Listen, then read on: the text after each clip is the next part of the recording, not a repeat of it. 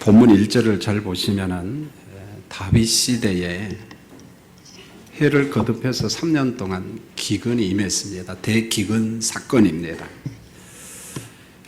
하나님 마음에 합한 다윗이 물론 과실이 있지요, 사실은. 그러나 보편적으로 하나님 앞에 아주 통치를 참 잘한 사람이 다윗입니다.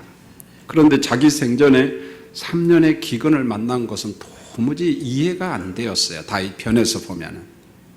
그 난관에 딱 부닥친 다윗이 하나님 앞에 이제 기도를 하는데, 오늘 성경에 보니까 다윗이 여호와 앞에 간구함에 응답이 임했죠. 다윗이 참 잘한 게 이겁니다. 문제와 사건 앞에서 그냥 엎드리는 거예요. 보면 하나님 좀 알려주세요. 정답 좀 주세요. 모세와 다윗이 그런 걸 정말 잘했습니다. 하나님 앞에서 분명히 이런 3년 대기근을 만난다는 것은 다윗 관점에 보면 율법의 근거에서 이렇게 해석을 한 거예요. 내가 하나님 앞에 잘못한 게 있는가? 아니면 우리 조상들이 잘못했나? 그리고 지금 살고 있는 언약 백성들이 하나님 앞에 범죄한 게 있나? 그래서 모든 죄의 결과로 보면서 하나님, 우리가 무엇을 잘못했는지 좀 알려주세요. 알려주세요. 하나님 앞에 그런 간청을 한 겁니다. 이제 하나님의 응답이 임했는데요. 성경에 보면 여호와께서 이르시되 이는 사울과 피를 흘린 그의 집으로 말미암으니 그가 기브온 사람을 죽였음이라 하시니라. 이게 무슨 말입니까? 3년 기근의 원인이 뭔가 하냐면 기브온 대학살 사건이라고 하나님께서 다윗에게 말씀을 하고 있는 거예요. 사울과 그의 집안 사람들이 기브온에서 많은 사람을 죽이지 않았느냐? 그 학살로 인하여 3년 동안 하나님의 징벌이 임했다. 이렇게 지금 말씀하고 있어요. 여러분, 제가 이 부분을 보충 설명을 합니다. 한번 잘 들어보세요. 기브온 사람들은 본래 이스라엘 사람들이 아니에요. 가나안 땅에 살았지만은. 그래서 가나안 7족속이 있는데 거기에 보면 아모리 족속이 있었고, 그 아모리 족속에 속한 사람들, 그의 후손들, 그렇게 보면 될 것 같아요. 자, 하나님께서 모세와 여호수아에게 명령을 했습니다. 앞으로 가나안 정탐을 할 때, 정복을 할 때 이걸 꼭 지켜라. 그게 신명기 7장 1절로 5절의 말씀인데, 여호수아야, 가나안 정복을 할 때 우상 숭배하는 원주민들을 모두 멸하라. 이렇게 말합니다. 자, 우상 숭배하는 원주민들을 멸하라. 하나님께서 그저 맹목적으로 사람 다 제거하라. 그런 말이 아니에요. 범죄한 백성들이 하나님을 섬겨야 되는데 하나님을 경배하지 않아요. 우상 숭배합니다. 자, 그런 사람들이 가나안 땅에 살고 있는데 여호와의 언약 백성들과 같이 살면은 어떤 문제가 생기냐? 우상 숭배로 인하여 언약 백성들이, 하나님의 백성들이 오염이 된다. 죄 때문에 멸망당한다. 죽는다. 그러므로 우상 숭배하는 자들을 멸하라. 이렇게 말을 합니다. 이제 여호수아와 백성들이 가나안을 정복해 갑니다. 자, 우리가 잘 아는 것처럼 요단강을 건너 첫 번째로 여리고 성읍을 점령했어요. 그 다음에 어디 성입니까? 아이성이잖아요. 자, 아이성을 정복한 다음에 이제 세 번째 성읍이 어디냐면 기브온 성읍이에요.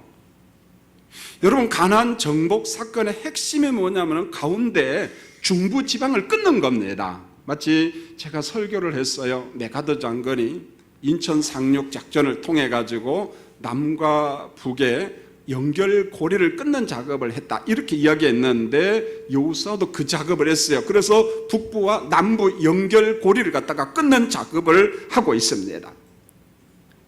이제 이 소문이 기브온 성읍 사람들에게 다 들려왔어요. 저 여호와의 백성들이 광야 40년 동안도 은혜 가운데 지내오고 모압 지방에 있는 여러 사람들을 정복했다더라. 나라를 정복했다더라. 요단강을 건너서 왔다. 여리고 성을 정복했다. 아이성을 정복했다. 이제 우리 차례거든. 가만히 있다가는 기브온 사람들이 전부 다 죽게 될 형편입니다. 그래서 기브온 성읍의 지도자들이 꾀를 냈어요. 머리를 굴립니다. 자, 우리가 먼 나라에서 온 것처럼 위장을 하자. 그리고 옷도 허름한 옷, 떨어진 옷, 냄새난 옷.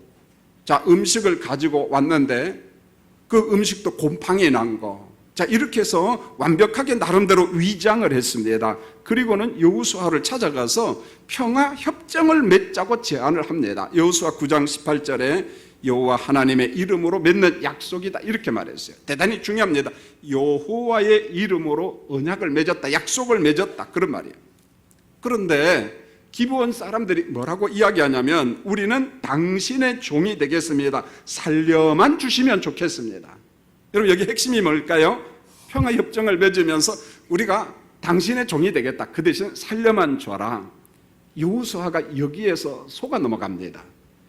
여러분, 여호수아가 지도자로서 생각하니까 가나안 정복하면은 종들이 좀 많았으면 참 좋을 것 아니겠어요? 그래서 노동력을 확보할 수 있다, 그렇게 생각한 겁니다. 여러분, 오늘 본문을 볼 때 문자적으로 해석해도 됩니다만은 그것을 좀 더 광범위하게 포괄적으로 해석하면 돼요. 당신들의 종이 되겠습니다라고 했을 때 종은 뭐냐면은 일종의 자원이에요. 노동력입니다. 여러분, 팍스 로마 그 시대를 보세요. 남진 정책, 북진 정책을 하잖아요. 뭡니까? 제국이 자꾸 커지면서 일꾼이 필요했거든요. 돈이 필요했습니다. 자원이 필요했습니다. 그러면은 자원 확보하는 유일한 방법은 뭘까요? 주변 나라를 점령하는 길 외에는 없습니다.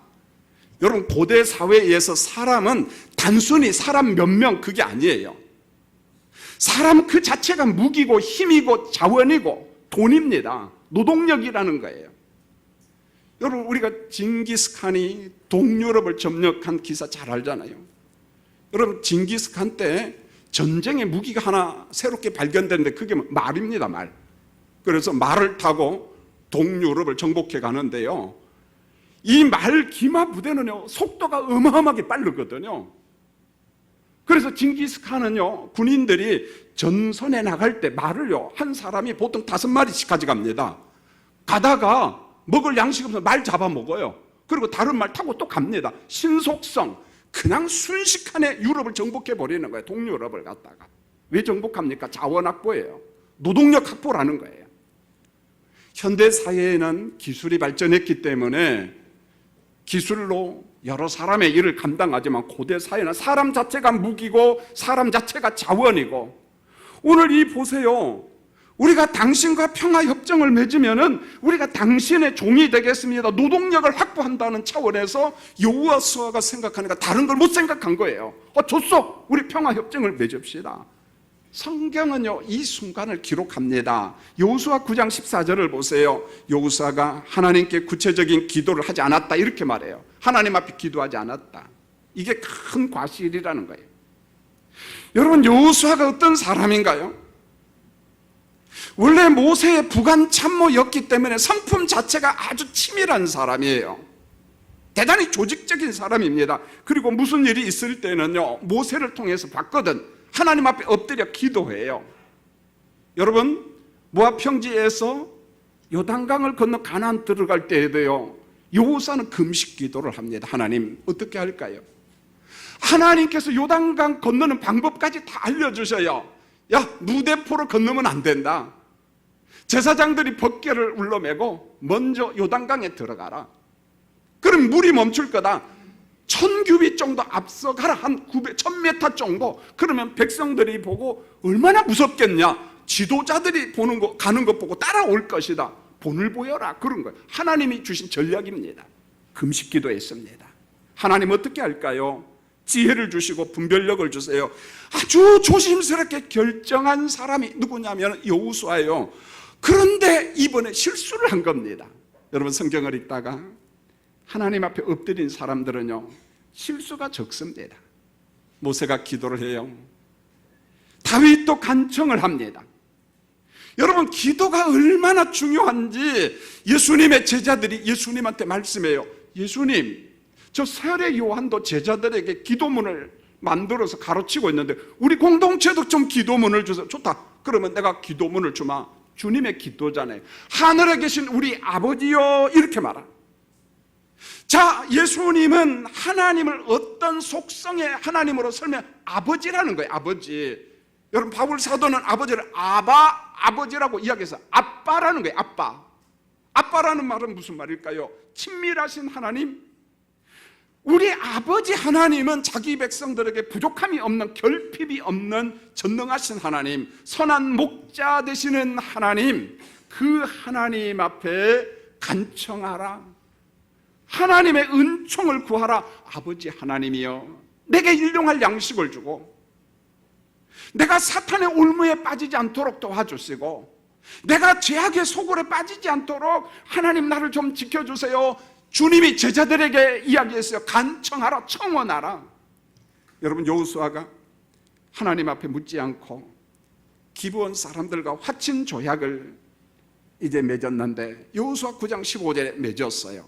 조약을 딱 맺고요, 한 사흘쯤 지나니까 야, 이거 내가 속았구나, 그걸 비로소 깨달아요. 자, 기브온 사람들은 먼 곳에서 온 사람들이 아니라 바로 옆 동네 사람들이야. 여러분, 성경 지리책을 보면은요, 예루살렘 성읍이 있습니다. 조금 위에 보면 기브아가 있어요. 기브아에서 지중해 쪽으로 조금만 가면 기브온이 또 있습니다. 옆 동네 사람들이야. 완벽하게 속은 거예요. 신실한 사람 여호수아도 하나님 앞에 엎드려 기도할 때는 하나님의 전략이 있었는데 그만 이번에 큰 실수를 했습니다. 문제는 이번 화친조약 평화협정이 여호와 하나님의 이름으로 맺었다는 겁니다. 이게 왜 그렇게 중요한 줄 아세요? 여러분, 성경을 읽다가 하나님 이렇게 나오는 호칭이 있습니다. 엘로힘, 그 말이죠. 그런데 문장을 쫙 보면은요, 하나님 이렇게 나오면은 반드시 전후 문맥 속에 우주 만물을 창조했다, 통치자 하나님, 전능하신 하나님, 그런 기사가 나와요. 그래서 창세기 1장에 보면 태초에 하나님이 뭘 창조했다더라? 천지를 창조했더라. 여기에 보니까 하나님, 엘로힘, 그렇게 나와요. 하나님이 뭘 창조했다? 천지를 창조했다, 이렇게 말씀합니다. 그런데 어떤 구절을 보면 하나님, 엘로힘 그렇게 안 나오고 여호와의 말씀, 여호와의 기도, 여호와 하나님, 여호와 하나님 이렇게 나와요. 그러면은 그 단어가 나오면 문장을 보면은 반드시 사람이 나와요. 가정이 나옵니다. 이 말은 무슨 말이냐면 언약에 신실하신 하나님께서 자기 백성들을 세밀하게 돌보셨다, 그런 말입니다. 자, 한번 정리합니다. 하나님, 엘로힘은 장엄하신 하나님, 우주 만물의 통치자. 여호와 하나님은 아기자기하시고 세밀하신 하나님, 자기 백성들을 아주 친절하게 돌보시는 하나님, 그런 말입니다. 여호와 하나님의 이름으로 언약을 맺었다, 약속했다라는 말은 반드시 지켜야 된다는 말이에요. 약속을 취소하면 안 된다는 거예요. 여러분, 성경이 강조한 원칙, 규범이 하나 있는데요, 거룩하신 하나님의 이름, 여호와의 이름으로 그분의 인격과 존재를 두고 약속한 것은 반드시 지키라고 성경이 말씀합니다. 여러분, 민수기 30장 2절에 보면은 사람이 여호와께 서원하였거니와 결심하고 서원했다면은 그 약속했으면, 서약했으면 깨뜨리지 말고 그 입으로 말한 대로 다 이행하라, 이렇게 말해요. 하나님 앞에, 여호와의 하나님 앞에 약속했으면, 서약했으면 그 지키라는 거예요. 그 깨뜨리면 안 된다, 그런 말입니다. 그런데 여호수아가 누굽니까? 평범한 시민입니까? 하나님의 기름 부음을 받은 이스라엘의 지도자예요.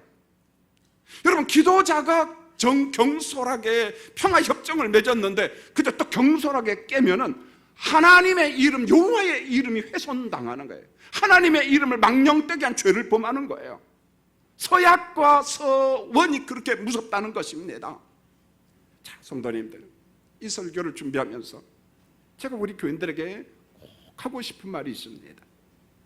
사랑하는 성도님들, 내가 하나님의 부름받은 성도로서 혹은 직분자로서 하나님께 서원도 하고 약속을 많이 합니다. 나는 그 서원을 얼마나 신실하게 이행하고 있느냐, 지키고 있느냐. 하나님 앞에 서약한 것이 질서고 하나님 앞에 의입니다. 그게 하나님 말씀대로 내가 살겠습니다, 그게 질서라는 거예요. 그게 의라는 거예요, 여러분. 자, 그러면 우리 3부 예배 드리는 성도님들 대부분이 세례교인일 거예요. 세례 받았을 겁니다. 여러분, 세례 받을 때 뭐 합니까? 오늘도 4부 예배에 우리 청년이 세례를 받는데요, 목회자와 서약을 합니다. 질문하는 게 보통 4가지예요. 하나님 말씀대로 살겠습니다. 예수가 나의 구주입니다. 그리고 마지막에 보면 내가 말씀에 순종하고, 교회가 권면할 때 내가 그게 순종하겠어요, 복종하겠습니다라고 서약을 합니다. 여러분 100%는 아닐지 모르지만 그 서약, 약속한 것을 지키려고 여러분 몸부림칩니까? 아니면 까마득하게 다 잊어버렸습니까? 여러분 내가 세례 받는다는 거, 세례 교인이 된다는 게 그렇게 가볍고 하찮은 것일까요? 여러분 그렇지 않잖아요. 자, 여기에는 또 직분자가 있어요. 저와 같은 목회자도 있어요. 장로님도 계십니다. 권사님도 계셔요. 시무 집사님도 계시고 서리 집사님도 있고 교사, 성가대 모두 다 임직받은 자들이에요. 하나님 앞에 서약한 사람들입니다. 여러분 우리가 하나님 앞에 서약하고 약속한 것을 우리가 지키지 않는다면, 이행한다면, 무너뜨린다면 우리는 신실함과 전혀 상관이 없는 사람들이에요. 한국교회 아픔이 여기서부터 시작되는 거예요. 하나님과 약속한 것을 내가 무너뜨리고 있다는 거예요. 그것을 가볍게 여기고 있다는 거예요. 성도님들, 교회가 행하는 게 불법이고 하나님의 말씀에 벗어난 것이라고 하면 여러분 따라오면 안 됩니다. 그건 틀렸습니다, 그건 아닙니다라고 이야기해야 돼요. 그러나 교회가 고민합니다. 하나님의 말씀대로 한번 살아보려고 몸부림칩니다. 그렇다면 우리의 한계가 있을지라도 기도하면서 한번 따라오고 순종하고, 자 그렇게 해서 하나님의 나라를 세워가야 돼요. 서약한 것은 해로울지라도 지키라고 말씀하셨는데 우리가 너무 가볍게 여긴다는 거예요. 산부 예배 오신 성도님들, 세례 받을 때 하나님 앞에 약속하고 임직 받을 때 하나님 앞에 약속한 것을 저도 그렇고 우리 모든 성도님들 신실하게 약속을 지켜가는 거룩한 백성들 되기를 원합니다. 할렐루야. 우리가 약속을 지켜야지요. 여러분 가장 좋은 방법은요, 예수님의 방법이에요. 마태복음 5장 33절로 37절에 예수님이 부름받은 제자들에게 설교를 합니다. 자, 제자들아, 하나님 앞에서 헛된 맹세하지 말자. 거짓된 맹세하지 말자. 자꾸 맹세를 통해서 우리가 진실함을 보증받으려고 하는데 우리 그런 거 하지 말자. 그저 제자들이 할 일은 옳은 것은 옳다, 아닌 것은 아니다. 하나님 앞에서 우리 한번 정직하게 한번 살아보자. 여러분 산상교훈의 의미는 뭐냐면 제자토의 으뜸성입니다. 제자는 으뜸이어야 된다는 거예요. 정직해야 된다, 진실해야 된다. 하나님 앞에 우리 한번 정직하게, 한번 진실하게 한번 살아가 보자. 이게 제자도입니다. 제자가 뭐냐는 거예요. 다시 본문으로 갑니다. 여러분 1절을 보세요. 사울과 피를 흘린 그의 집, 이 사람들이 주동이 되어서 기브온 대학살을 주도한 거예요. 5절 하반절을 보세요. 기브온 사람들을 학살토록 모해한 사람들, 선동꾼들이 그 집안 가문 지파 속에 있다는 거예요. 선동꾼들. 오늘 성경은 모해한 사람들 이렇게 이야기합니다. 자, 죽이는 것뿐만 아니라 그 사람들 이 동네에서 살지 못하도록 쫓아내자는 거예요. 쫓아내자는 거예요. 여러분 이 말씀을 보면서 적어도 우리 예수 믿는 사람들은 두 가지를 인정해야 돼요. 은사론을 인정해야 됩니다. 하나님이 내게 은사를 주셨다.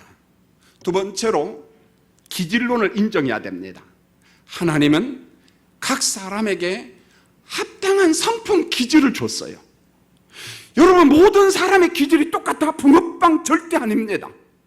자, 우리가 볼 때에 좀 좋은 기질, 안 좋은 기질 그렇게 우리가 판단하지. 하나님이 보실 때는 다 좋은 기질이야. 왜? 하나님의 나라를 위해서 이 사람도 필요하고 저 사람도 필요하고 그렇지 않겠습니까?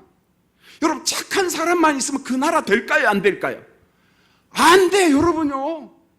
와일드하고 거친 사람도 있어야 돼요. 그러므로 우리는 기질론도 하나님의 관점에서 봐야 돼요. 그러면은 우리가 그리스도 안에서 새로운 사람, 새 백성이 되었잖아요. 그러면 새 백성은 기질을 어떻게 관리해야 될 것인가? 하나님의 관점에서 다듬어서 하나님의 나라 선교를 위하여 여러분과 내 기질이 쓰임받기를 원합니다.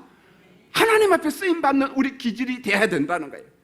중요한 것은요, 거룩한 백성으로서 선동꾼 모해하는 사람이 아니라 누군가의 관계 속에서 화목을 만들어가는 사람, 누군가의 관계 속에서 화목을 만들어가는 사람이 돼야 돼요. 저는 지난 한 주간 참 나름대로 행복했어요. 우리 노회장 목사님과 그리고 노회 서기를 맡고 있는 제가 한 7, 8년 전에 어느 목사님을 면직 처분을 했어요. 수찬 정지를 했습니다. 출교 처분을 했습니다. 그래서 누구누구 목사에다 목사자가 떨어져 버렸어요. 그냥 누구씨 이렇게 불러요. 누구씨. 면직을 당했습니다. 시간이 흘러가면서 공가가 있지요. 그분의 잘못한 것도 있고 그분 때문에 검찰청에 불러가가지고 목사님들이 참 수모를 당하고 경찰청에 불러가가지고 참 고통을 많이 당했어요. 시간이 어느 정도 무르익어서 다들 이제 은퇴도 하시고 60세 중반이 되니까 나름대로 자기 삶을 되짚어보면서 야, 우리가 이렇게 살면 안 되겠다. 설령 그가 잘못했을지라도 이제는 다 용서하고 살아가야 되지 않겠느냐 이런 생각이 들었어요. 자, 때가 된다는 게 바로 그런 것 같아요. 그래서 모든 사람들의 동의 제청을 받고 재판국을 구성하고 재판을 했는데 처벌하기 위한 재판이 아니라 이미 처벌받은 사람을 해벌하는 재판을 했어요. 그리고 복직을 했습니다. 그래서 누구누구 목사님 이렇게 딱 부르고 다 복직을 하고 이제 마지막으로 당신이 이제 가고 싶은 대로 가라. 경기노회에는 미안해서 더 이상 못 있겠다는 거예요. 어디로 가고 싶냐? 어느 노회로 가고 싶다. 사무실에서 노회 사무실에서 선처리 임명 증서를 발급했습니다. 모두 다 악수를 하면서 목사님 이제 남은 목회자 인생 목회 잘 하십시오. 이제 목회를 잘 하시기를 바랍니다. 여러분 어떤 인생을 살고 있나요?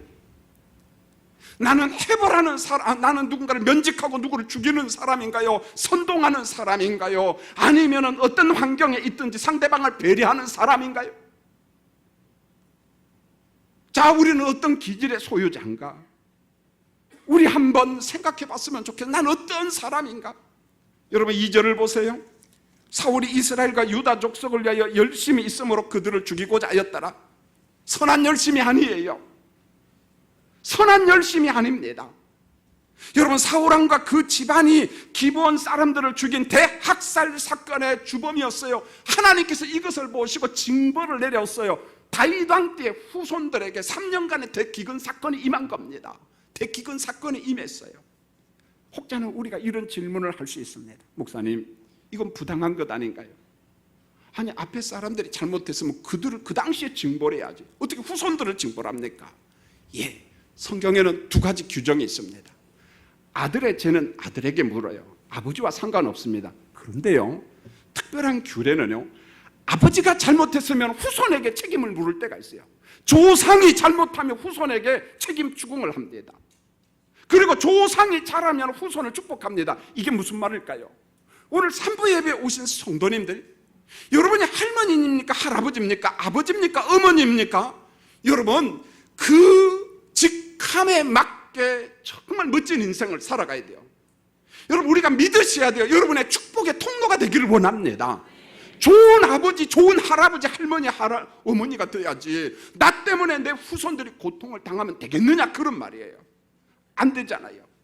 그래서 가끔 가다가 성경은 아비의 허물을 자식에게 찾을 때가 있습니다. 매번 그렇다는 말이 아니에요. 그런데 아비의 선함, 부모님의 선함을 보고 자손 대대로 축복하는 경우가 또 있다는 거예요. 후손을 축복합니다. 여러분 대표적인 말씀이 출애굽기 20장 5절로 6절 이 말씀은요 정말 해석을 잘해야 돼. 자기들 멋대로 해석하는 사람들 때문에 이상한 해석도 나오는데, 나를 미워하는 자의 죄를 갚되 아버지로부터 아들에게로 3, 4대까지 이르게 하거니와 나를 사랑하고 내 계명을 지키는 자에게 1000대까지 은혜를 베푼다라는 말을, 여기 보면 숫자가 나와요. 3, 4대, 1000대가 나온 상징적 숫자입니다. 이것을 갖다가 이상하게 해석하면 안 돼요. 무슨 말입니까? 하나님을 사랑한 사람, 하나님의 말씀대로 살려고 몸부림친 사람이 있다면 내가 그의 가문을 축복하마, 그의 집안을 내가 축복하마. 그런데 하나님을 대적해요. 사악하고 불의하게 인생을 살아가요. 그렇다면 당대뿐만 아니라 내가 그의 후손도 내가 징벌하마. 하나님이 살아계심을 보여주는 겁니다. 하나님이 살아계심을 보여주는 거예요. 여러분 다윗은 3년 기근의 원인을 어떻게 해결할까 하다가 성령께서 지혜를 주셔요. 2절 하반절입니다. 다윗이 기브온 사람들을 다 불러 모았어요. 여러분, 예루살렘 성에서 기브온 성은 먼 거리가 아니에요. 가까운 거리입니다. 그 3절이 다윗이 그들에게 물었어요. 내가 너에게 어떻게 하랴? 어떻게 속죄하랴? 중요한 건 속죄입니다. 우리가 잘못했다. 어떻게 하면 용서함을 받을 수 있겠니? 어떻게 하면 너희가 여호와의 기업을 위하여 원한을 풀고 복을 빌겠느냐? 원한을 풀고 복을 빌겠느냐? 다윗은 기근 문제를 푸는 방식도 자기 방식이 아닙니다. 그저 자기 방식대로 그냥 내 방식대로가 아니고 먼저 기브온 사람들에게 물어봤어요. 어떻게 하면 속죄할까요? 우리 이스라엘이 저지른 만행을 어떻게 하면 용서받을까요? 좀 가르쳐 주세요. 당신들의 억울함을 내가 풀 테니까 좀 가르쳐 주세요. 자, 우리가 잘 아는 이야기를 하죠. 제2차 세계대전, 독일 때문에, 일본 때문에, 이탈리아 때문에 참 주변 나라가 많은 고통을 당하고요. 얼마나 많은 사람이 죽임을 당했는지 몰라요. 전쟁을 다 마친 다음에 독일은 정신을 바짝 차리죠. 자, 우리가 주변 나라, 특별히 유태인들, 집시족들, 폴란드 사람들, 주변 나라에 정말 못된 짓 많이 했는데 그 주변 나라 찾아가서 우리가 잘못했습니다. 용서를 구합니다.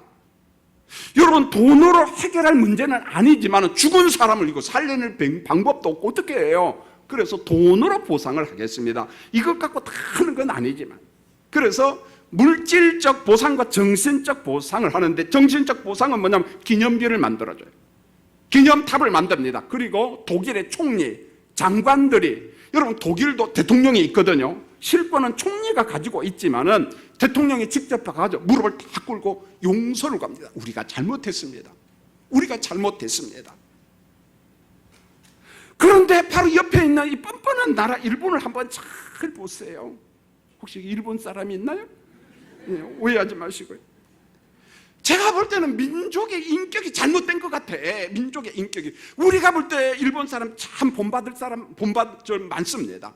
지진이 나도요, 질서를 지킵니다. 인사 잘하지요. 청소 깨끗하게 하지요. 여러분, 보도블록을 깔아도요, 규범이 있어요. 이 사람들은 원칙대로.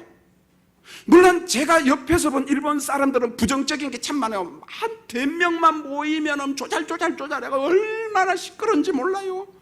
대단합니다. 이 사람들 손 안에. 여러분, 뷔페 식당에 그 사람들 먹는 거 보면은요, 얌전 없어요. 보면은요, 식당 거 가져가. 우리가 뷔페 식당에서 여러분 호주머니에 넣어가요, 안 넣어가요? 여러분, 안 넣어갑니다. 우리 교육자들한테 그래야, 야, 그 주원이도 좀 주고 주찬이도 좀 줘야 되는데 가져가. 그럼 목사님 그래요. 신사입니다. 근데 그 사람들 가져갑니다. 보면은요, 우리가 훨씬 더 신사야, 내가 볼 때는. 그런데 이 사람들에게 문제가 뭔가, 이스라엘의 답사를 다니면서 우리 가이드 하는 사람이 굉장히 유능해요. 영어도 잘하고요, 히브리어도 아주 기가 막히게. 여기 외대 무역학과 출신인데 히브리 대학에 가서 고고학과, 성서고고학과 공부를 되게 많이 했어요. 한 40살 정도 되는 사람이었습니다. 여러분, 이스라엘의 히브리 대학은 세계적인 대학입니다. 석학들이 참 많고, 한국 사람도 유학하고, 일본 사람도, 중국 사람도, 전 세계 사람들이 히브리 대학에 유학을 옵니다. 위치가 참 좋은 데 있어요. 히브리 대학이 감람산 바로 옆에 있어서 예루살렘이 훤히 보이고, 기브온 골짜기가 다 기드론 시내가가 다 보이고요. 굉장합니다. 이분이 유학 와가지고 뭘 깨달았느냐면은, 유학생들이 많잖아요. 그러니까 2차 세전, 대전, 전쟁 이야기를 한다는 거예요. 그런데 이제 독일 학생들은요, 지금도 주변 나라 사람들을 보면 미안하다 그런다는 거예요.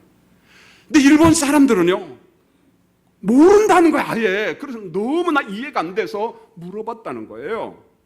정말 독일이 주변 나라에 잘못했다고 속죄하고 사죄를 하고 돈으로 보상하는 거 못 보냐? 그러니까 본다는 거예요. 근데 왜 일본은 안 하느냐? 우리가 잘못한 게 뭐 있냐? 그런다는 거야.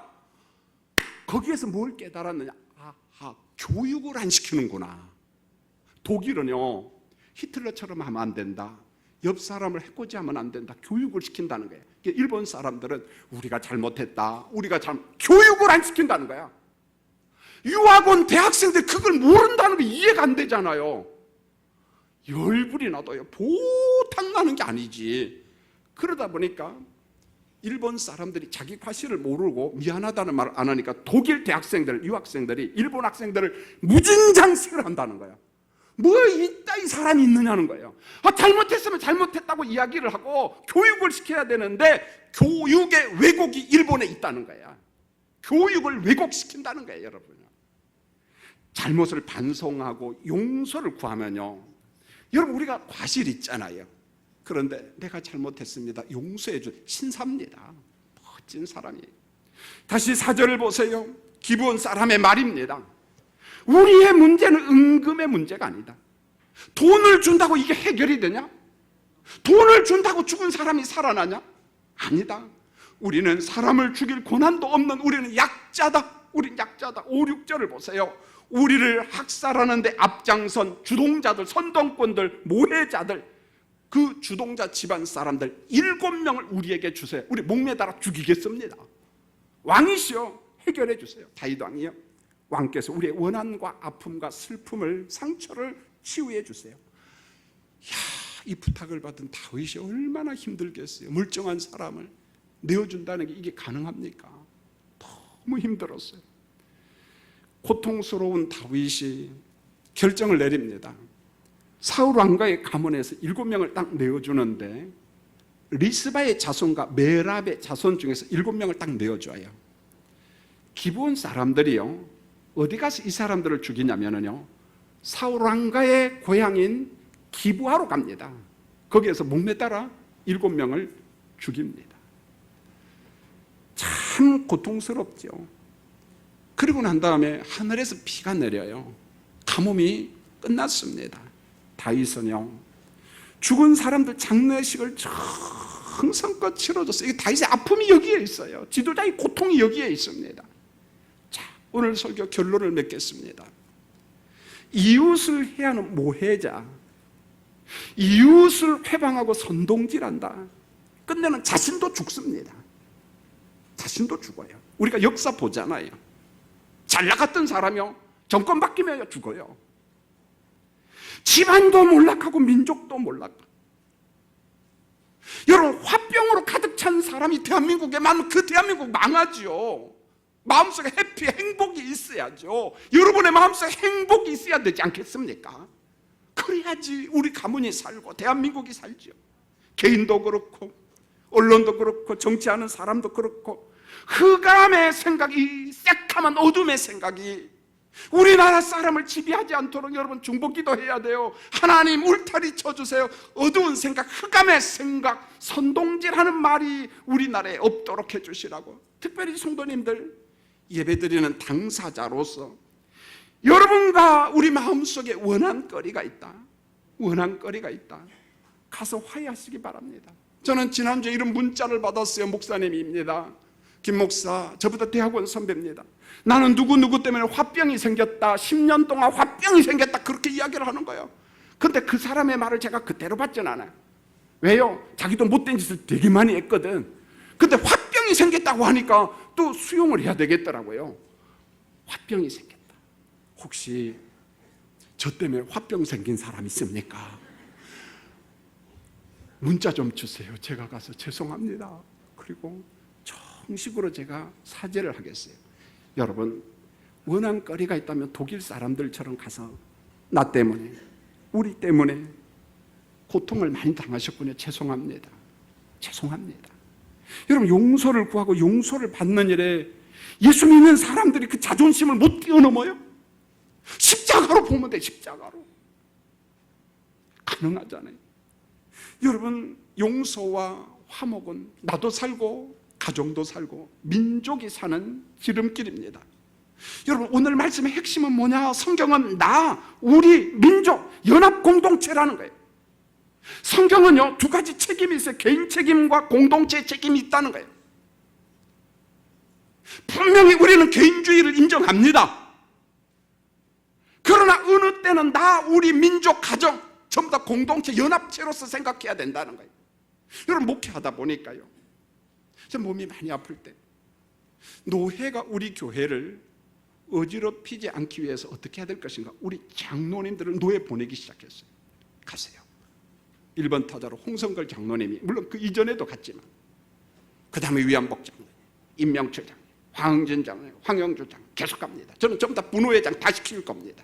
왜요? 개인의 명예도 있지만 자랑도 있지만 교회를 좀 지켜야 돼요. 제가 우리 장로님들을 노예 보낼 때요, 개인으로 본 적이 없어. 교회 대표자로 봐요.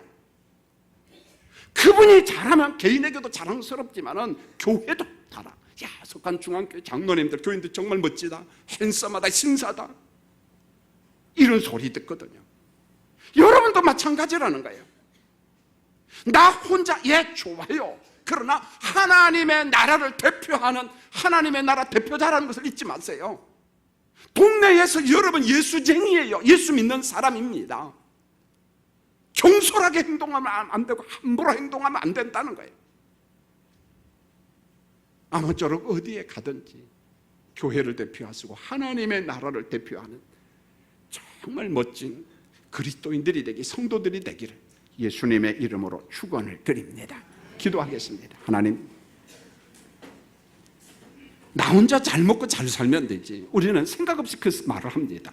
그러나 예수 안에서 새 백성 된 사람들은 그런 말 하면 안 됩니다.